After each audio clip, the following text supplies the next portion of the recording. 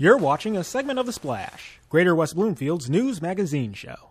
Welcome back to The Splash. I'm Sheena Monnin. In the studio with me this week is Mary Romaya, Director of the Chaldean Cultural Center in West Bloomfield. Mary, thank you for stopping by today. Thank you for having me. Now, I am very intrigued about the history of the Chaldean people. What you were telling me earlier is fascinating. Can you kind of go through a little bit about their migration into this area? Well, first of all, the Chaldeans go back to over 5,000 years to ancient Mesopotamia, which today is modern-day Iraq. And we come from the Nineveh Plain in Iraq, and the largest city is Mosul. They began immigrating to the U.S. In the early 1900s, and for various reasons, eventually settled in Detroit. And they lived in Detroit, and then over time started to move out to the west side suburbs, so like into Oak Park, Southfield, West Bloomfield, the lakes, and so definitely in southeastern Michigan.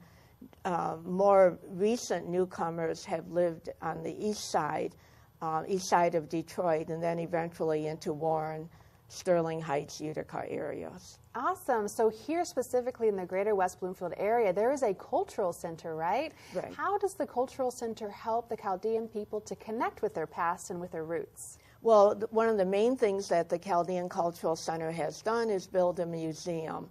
And we are located inside of the Shenandoah Country Club right here in West Bloomfield on Walnut Lake Road. And we have 5 galleries covering over the 5,000 years. So Chaldeans can come and see their ancient roots in the ancient Mesopotamia gallery, how we were converted to Christianity in the very first century AD.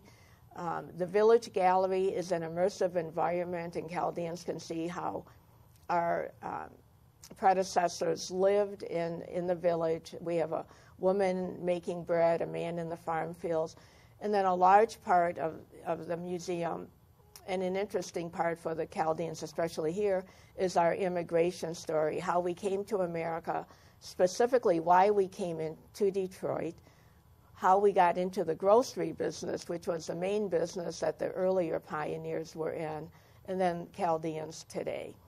Awesome. That sounds amazing. Now, what about for people like myself who may be interested in learning and appreciating about the history? Are there events or tours or things like that that happen at the Cultural Center? We definitely have tours. We're open to the public on Fridays from 11 a.m. to 3 p.m. But we want tour groups to come, and we'll accommodate a tour group at their convenience. So groups from synagogues, from local churches, from the schools. Our museum would fit perfectly into a school curriculum, upper elementary, definitely high school, and post-secondary, with history, with a history, world history curriculum, even with a religion curriculum.